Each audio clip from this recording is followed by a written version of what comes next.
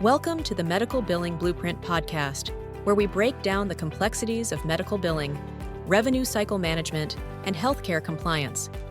Join us as we explore strategies, tips, and industry insights to help doctors, practice managers, and medical staff optimize their billing processes and boost practice revenue. Let's get it right with the Billing Blueprint. All right, everyone, strap in. We're doing a deep dive into something super relevant for, well, pretty much anyone running a medical practice, right? Marketing. Huge topic. And this source we have, Creating a Marketing Plan, it really lays out a roadmap, doesn't it? It totally does. And the first thing it hits on is knowing your audience, but like really knowing them. It's not just, oh, they're 65 and live in a certain zip code. It's, I don't know, deeper. Way deeper. They even use this term psychographics, which basically means understanding what makes your patients tick, their values, their fears, what keeps them up at night. Okay, so it's like if you're a heart specialist and you know most of your patients are worried about, well, having heart problems as they get older, you're not going to market yourself the same way as, say, a dermatologist who might be talking to people more concerned about wrinkles or sun damage. Exactly. And this ties directly into creating what they call a compelling value proposition. Uh-oh, there's that business jargon again. Break that down for me. What does that actually mean for a doctor trying to attract patients? Simply put, it's about answering the question, why should a patient choose your practice over all the others? It's like, what's the thing that makes you stand out? Precisely. Is it your commitment to personalized care? Maybe you offer flexible scheduling or specialize in a certain procedure. Could even be something as simple as you make a killer cup of coffee in your waiting room. Who knows? The point is you got to figure out that special something and then shout it from the rooftops. Or, at least mention it on your website and brochures. Right. So you know who your perfect patient is. You know what makes your practice unique.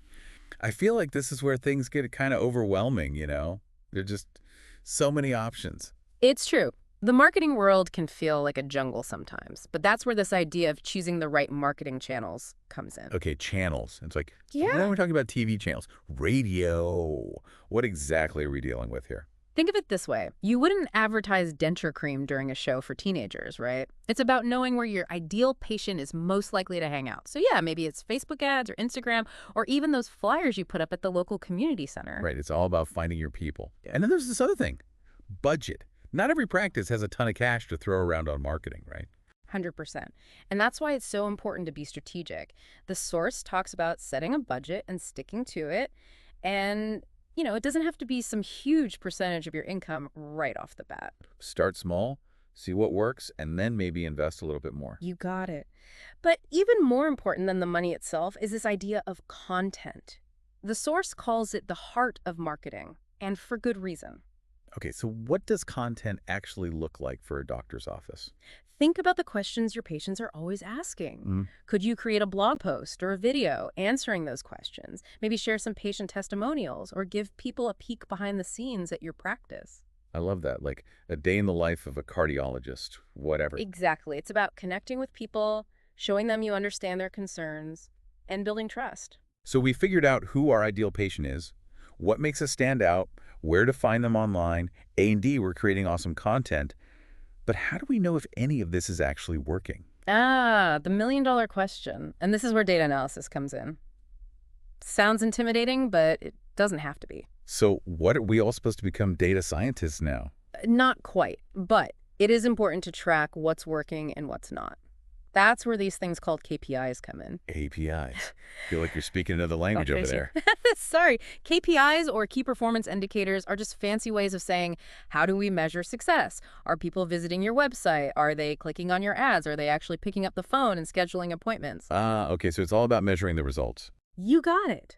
And the beautiful thing is, there are tons of tools out there like Google Analytics that can do a lot of this heavy lifting for you. That makes me feel better.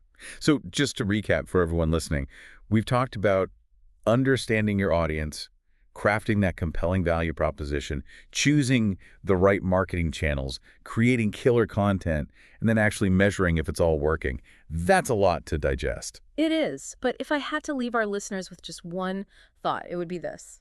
The most important metric, the one that really matters at the end of the day, is whether or not people are actually taking action based on your marketing efforts. Love it. Actionable advice, that's what we like. Thanks for joining us for this deep dive into marketing your medical practice. It's been enlightening.